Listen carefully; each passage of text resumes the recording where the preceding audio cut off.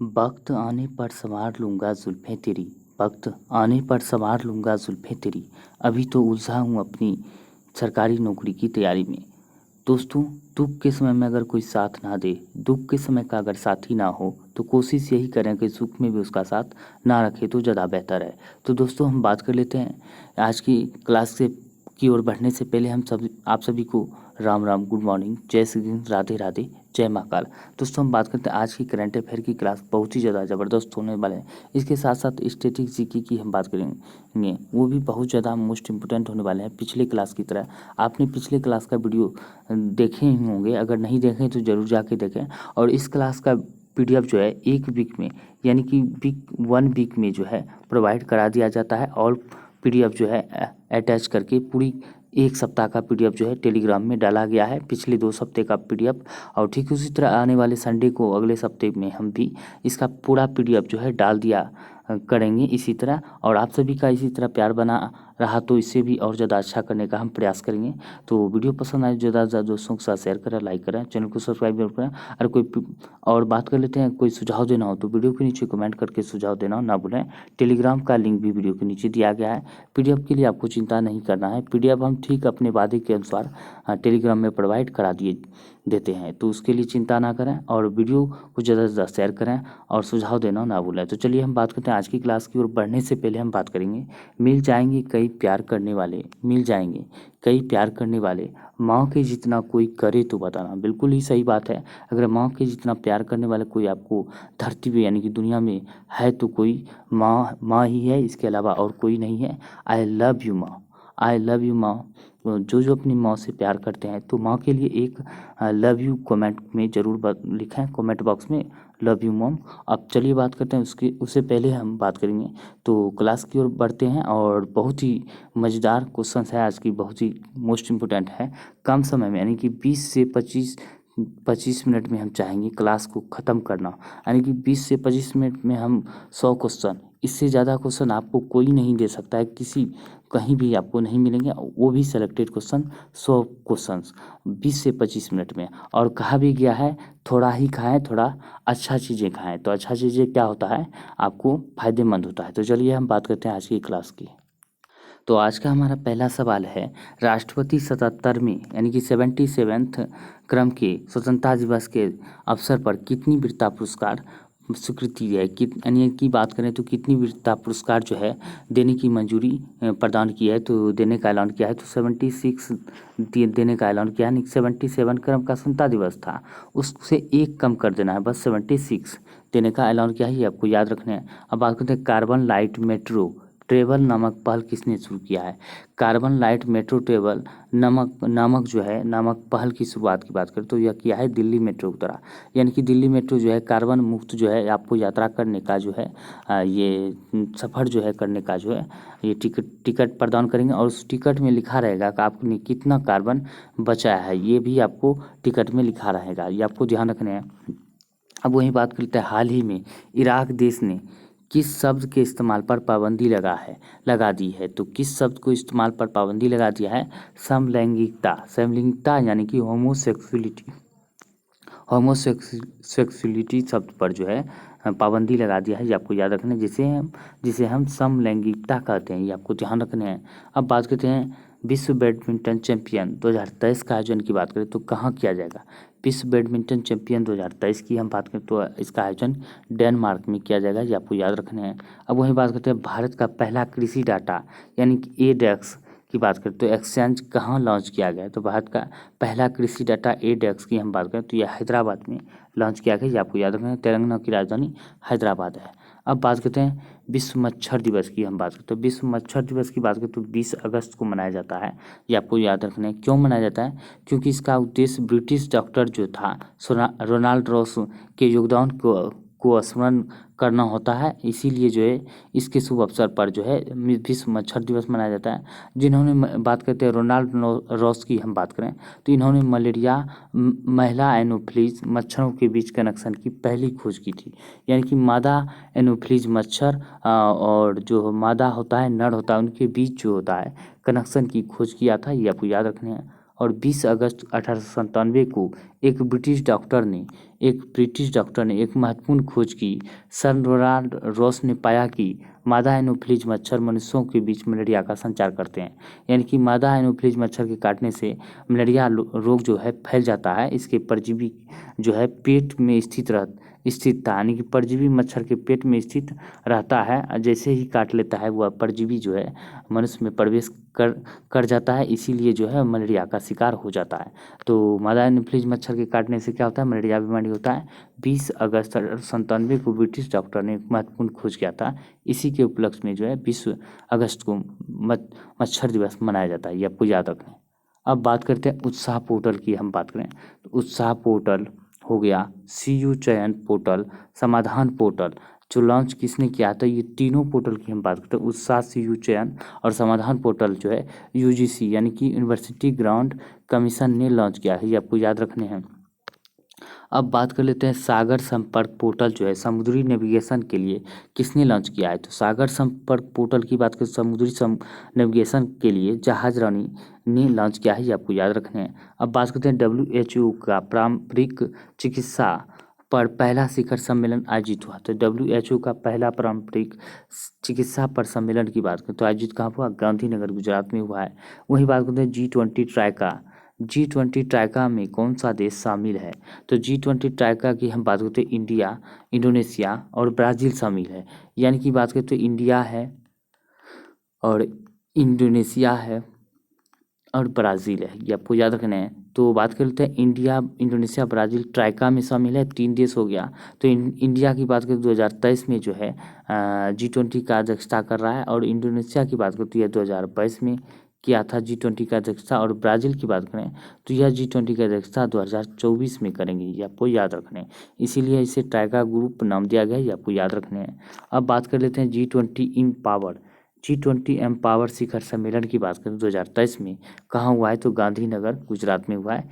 G20 empower शिखर सम्मेलन का आयोजन हुआ है, ये आपको याद रखने हैं। G20 जो एग्जाम के पॉइंट ऑफ व्यू से काफ़ी महत्वपूर्ण हो सकते हैं, ये आपको 1 नंबर दिला सकते हैं, ये आपको याद रखने हैं।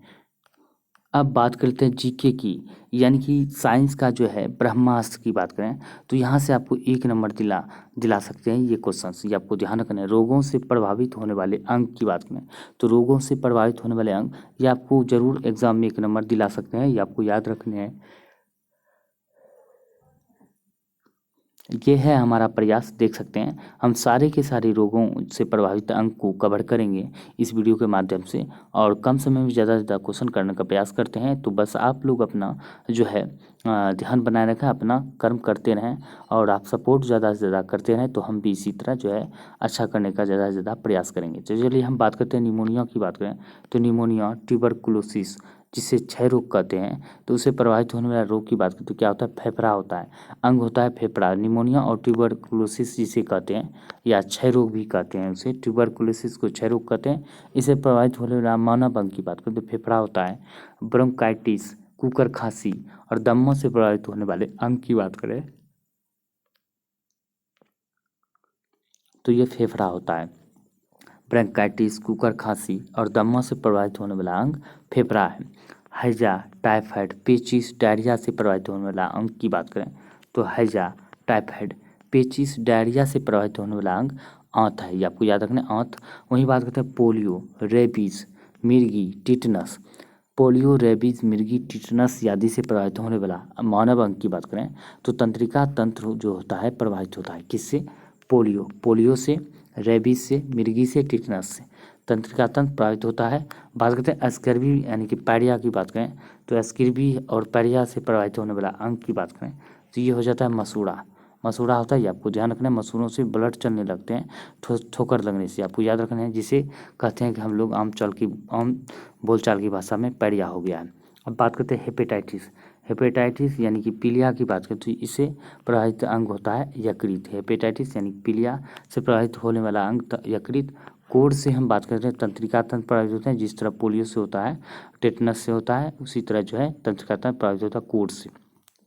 प्लेग की बात करें तो लाल रक्त कणिका प्रभावित होते हैं प्लेग रोग से, जो है जिसे काली मौत भी कहते हैं, प्लेग रोग को जो है काली मौत कहते हैं और यह जो है लाल रक्त कणिका को प्रभावित करते हैं। अब बात करते हैं मलेरिया। मलेरिया की अगर हम बात करें तो लाल रक्त कणिका एवं तिल्ली को प्रभावित करते हैं। मलेरिया से क्या होता है, लाल रक्त कणिका एवं तिल्ली प्रभावित होते हैं, ये आपको याद रखने हैं। अब बात करते हैं मधुमेह। मधुमेह जिसे हम चीनी बीमारी कहते हैं, डायबिटीज़ भी कहते हैं और चीनी रोग कहते हैं, तो इससे प्रभावित होता है क्या, अग्न्याशय प्रभावित होता है, ये आपको याद रखने हैं। अग्न्याशय, अग्न्याशय की बात करें तो यह मिश्रित ग्रंथि है, ये आपको याद रखने हैं। अब बात करते हैं ग्वाइटर। ग्वाइटर जिसे घेंघा कहते हैं,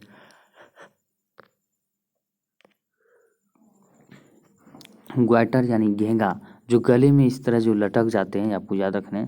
जैसे ये रहा हमारा गला, तो गले में जो है इस तरह जो है ये लटक जाते हैं, इसे ही घेंघा कहते हैं, ग्वाइटर रोग, जो कि थायराइड ग्रंथि यानी कि गला को प्रभावित करता है। थायराइड ग्रंथि और गला को प्रभावित करता है, ये आपको याद रखने हैं। अब बात करें ट्रेकमा। ट्रेकमा, ग्लूकोमा, माइपिया, रोहा। ट्रेकमा, ग्लूकोमा, माइपिया, रोहा की बात करें तो आँख को प्रभावित होने वाला यह रोग है, आँख को प्रभावित करते हैं। बात करते हैं एड्स की। अगर हम बात करें तो एड्स की हम बात करते हैं, यह जो है प्रभावित करता है किसको, एड्स जो प्रभावित करता है ये आपको याद रखना है, प्रतिरक्षा तंत्र यानी कि रोग प्रतिरोधी क्षमता को प्रभावित कर देते हैं, ये आपको याद रखने हैं।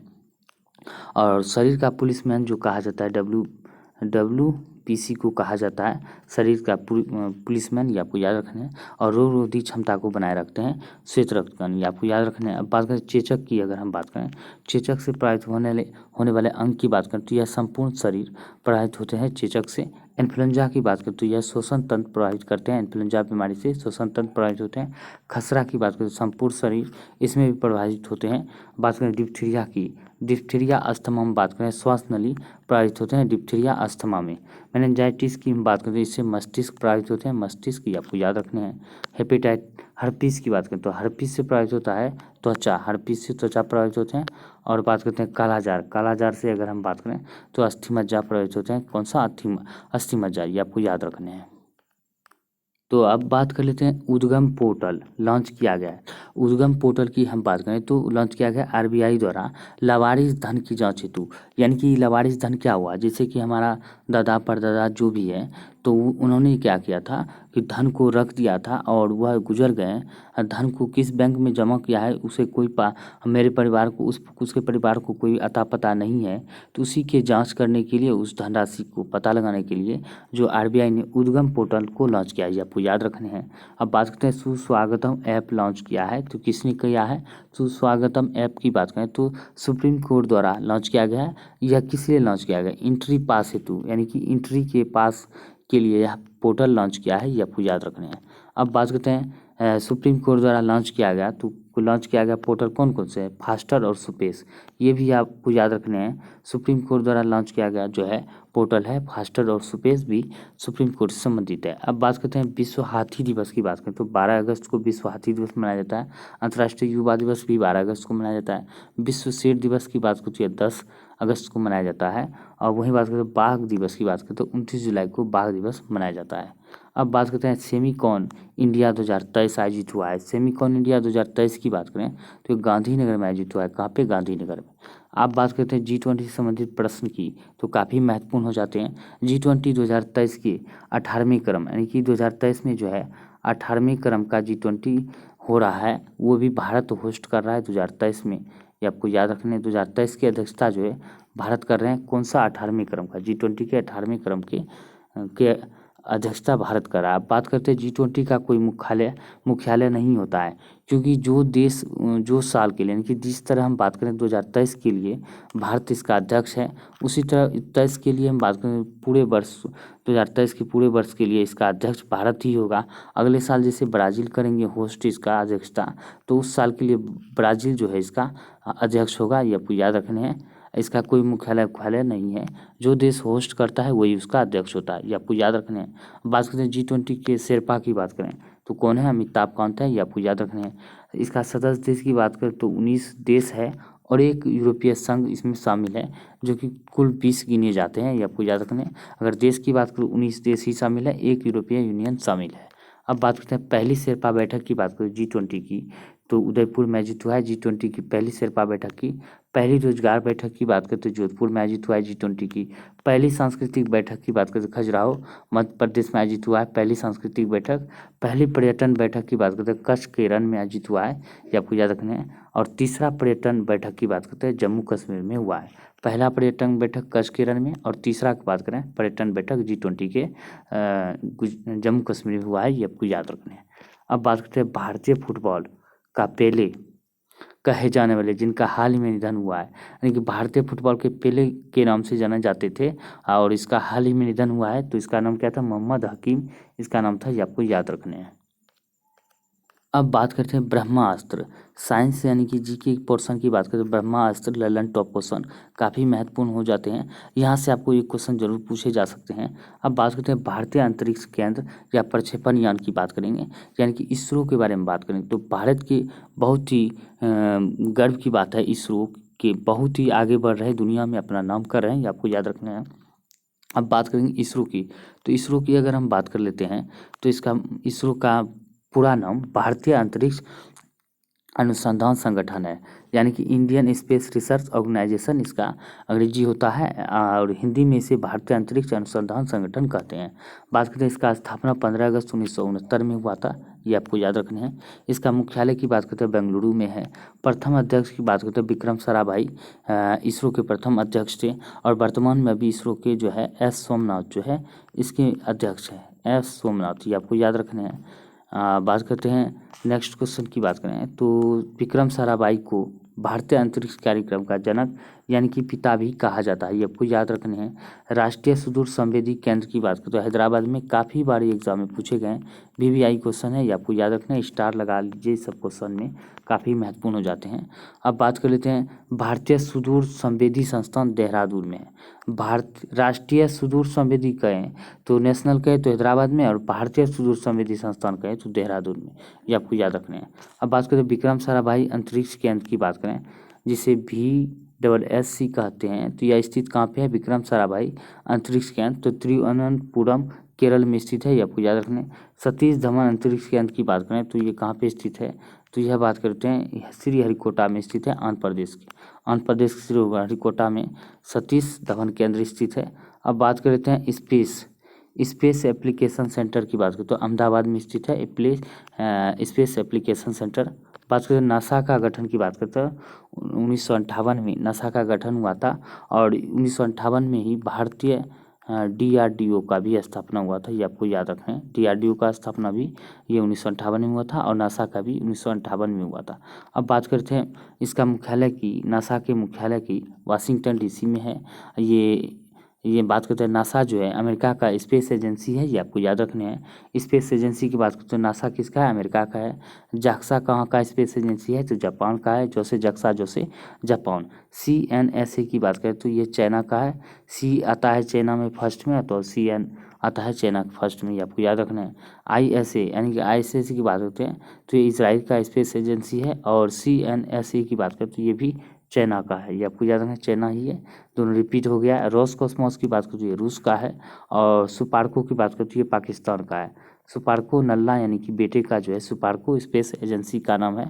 अभी तक में इसका कोई भी रॉकेट अभी तक नहीं सुने हैं कि ये परीक्षण किया है या कोई कारनामा किया है ये आपको याद रखना है। अभी भारत का जो है चंद्रयान की बात करें तो चंद्रयान मिशन 3 की तो बात करते हैं काफ़ी ये चर्चा में है चंद्रयान मिशन 3 की तो सफलतापूर्वक ये लैंडिंग होने ही वाला है और बहुत सी जल्द भारत का नाम रोशन होगा। दक्षिणी ध्रुव पर पहुंचने वाला चंद्रमा के दक्षिणी ध्रुव पर पहुंचने वाला दुनिया का एकमात्र इकलौता देश हो जाएगा भारत ये आपको याद रखना है।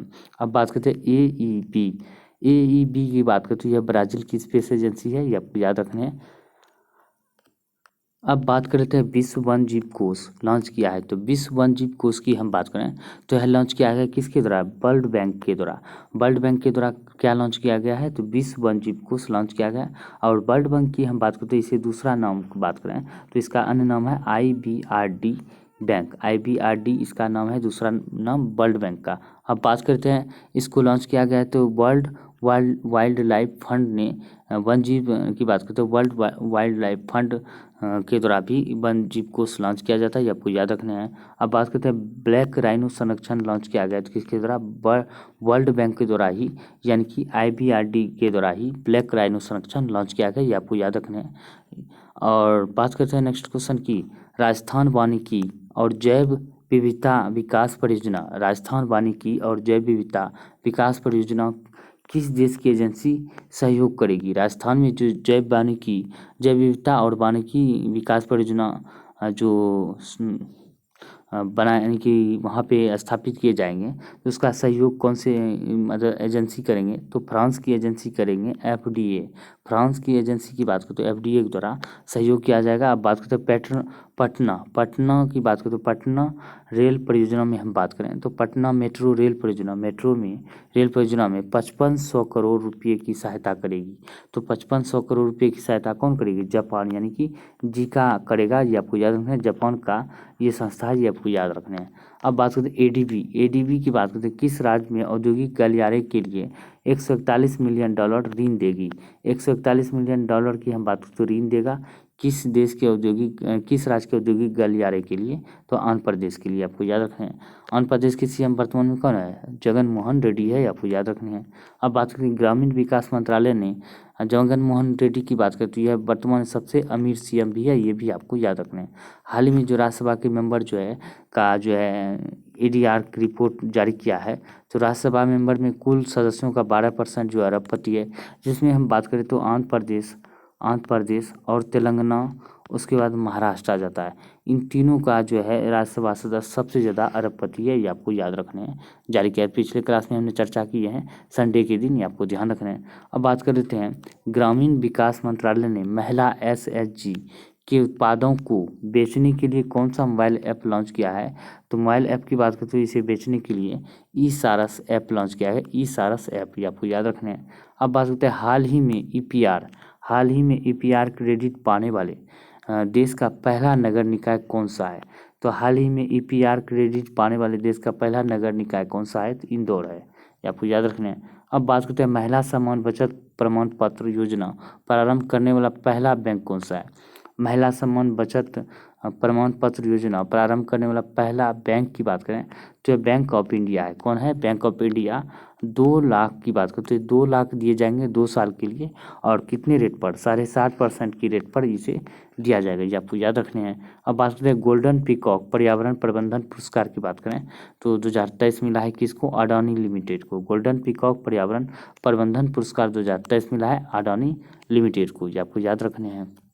अब बात कर लेते हैं, ये यहाँ से आपको ये क्वेश्चन जरूर पूछे जाएंगे, ये आपको ध्यान रखना है। तो इसी तरह हम बात कर रहे हैं लूसेंट का जो निपटारा करा देंगे, यानी कि इसका रिवीजन करा देंगे, आप सभी को पता भी नहीं चलेगा कैसे रिवीजन हो गया। ये कई आने वाले एग्जाम के दृष्टिकोण से बहुत सारे एग्जाम में पूछे जाते हैं, जिसमें सामान्य अध्ययन GK GS पूछे जाते हैं, उन सारे एग्जामों के लिए काफ़ी महत्वपूर्ण हो जाते हैं। अब बात करते हैं प्रसिद्ध शासकों के मकबरे की हम बात करें तो शासक अकबर है, जिसका मकबरा काबुल में है। अकबर का मकबरा काबुल में है,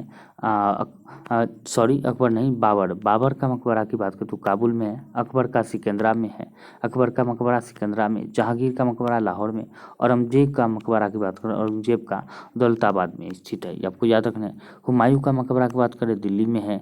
शेरशाह का मकबरा सासाराम बिहार में है, और शाहजहाँ का मकबरा आगरा में है। और बैजू बावरा की मकबरा की बात करें चंदेरी में बैजू बावरा के मकबरा है। किसी के वर्तमान को देखकर उसके भविष्य का मजाक मत उड़ाओ। किसी के वर्तमान को देखकर उसके भविष्य का मजाक मत उड़ाओ, क्योंकि समय में इतनी शक्ति है कि वो कोयले को भी धीरे धीरे हीरे में बदल देता है, ये आपको याद रखना है। किसी को देखकर, सही में बात सही है, उसका मजाक नहीं उड़ाना चाहिए, क्योंकि समय एक जैसे नहीं होते हैं, कभी भी किसी का भी समय बदल सकते हैं। तो चलिए हम बात कर लेते हैं आज की, और भी सारे क्वेश्चंस हैं, कई सारे महत्वपूर्ण क्वेश्चन है, ये आपको याद रखने हैं। अब बात करते हैं हाल ही में युवा वर्ल्ड चैंपियन में रिकवर्ड श्रेणी में स्वर्ण पदक जीतने वाला पहले भारतीय पुरुष तीरंदाज कौन बने हैं। तो किस में बने हैं, तो हाल ही में युवा वर्ल्ड चैंपियनशिप में रिकवर श्रेणी में स्वर्ण पदक जीतने वाला पहला भारतीय पुरुष तीरंदाज की बात करें तो पार्थ सालुखे है। पार्थ सालुखे ये आपको याद रखना है। कृष्ण भगवान का जो सारथी था पार्थ, ये ऐसे आपको याद रखना है। तीरंदाजी भी करता था अर्जुन, वही याद रखना है। अब बात करते हैं, तो अब बात कर लेते हैं किस देश में आयोजित बास्टील दिवस परेड में भारत की तीनों सेनाओं ने भाग लिया है। तो किस देश में आयोजित बास्टील दिवस परेड में भारत की तीनों सेनाओं ने भाग लिया है, तो फ्रांस के बास्टील परेड में भाग लिया है। हाल ही में अंतर्राष्ट्रीय खगोलीय संघ ने किस भारतीय पेशेवर उल्का वैज्ञानिक के नाम पर क्षुद्र ग्रह का नाम रखा है। तो बात करते हैं हाल ही में अंतर्राष्ट्रीय खगोलीय संघ ने किस भारतीय पेशेवर उल्का वैज्ञानिकों के नाम पर क्षुद्र ग्रह का नाम रखा है, तो अश्वनी शेखर के नाम पे रखा है। ये आपको याद रखना है। बात करते हैं हाल ही में प्रोजेक्ट 75 के तहत 75 के तहत 6 स्टील्थ पनडुब्बियों का निर्माण करने के लिए स्पेन ने किस भारतीय संस्थान के साथ समझौता किया है। तो स्पेन में यहाँ बात करें तो भारतीय संस्थान के साथ समझौता किया है, तो L&T कंपनी के द्वारा लार्ड्स एंड टुब्रो कंपनी के साथ समझौता किया है स्पेन ने। आपको याद रखना है। अब बात करते हैं ग्लोबल फायर पावर सूचकांक 2023 में हम बात करें तो भारत की सैन्य शक्ति किस स्थान पर है, यानी कि ग्लोबल फायर पावर इंडेक्स में बात करते हैं विश्व में बात करें भारत की सैन्य शक्ति का स्थान कौन सा है, तो सैन्य शक्ति के मामले में विश्व में पहले स्थान पर अमेरिका है, ये आपको याद रखना है। और दूसरे नंबर पर रूस है, और तीसरे नंबर पे हम बात करते हैं चाइना है, और चौथे नंबर पे हम बात करते हैं अपना प्यारा भारत है। ये आपको याद रखना है। तो बात करते हैं दोस्तों, आज के लिए इतना ही है। तो आज का क्वेश्चन आपको कमेंट करके आपको जवाब देने हैं, तो इसका सही आंसर का हमें इंतज़ार रहेगा आपके आंसर का। तो आपको ज़रूर कमेंट करके बताना है। तो आप आज का वीडियो कैसा रहा, और अगर वीडियो अच्छी लगे तो वीडियो को लाइक करें, शेयर करें, चैनल को सब्सक्राइब जरूर करें। आज का सवाल है विश्व का सबसे बड़ा स्कूल कहाँ है। तो विश्व का सबसे बड़ा स्कूल की हम बात करते हैं, ये कहाँ पर है, तो इसको कमेंट करके आपको बताना है। तो चलिए हम मिलते हैं अगले वीडियो में, तब तक के लिए जय हिंद जय भारत।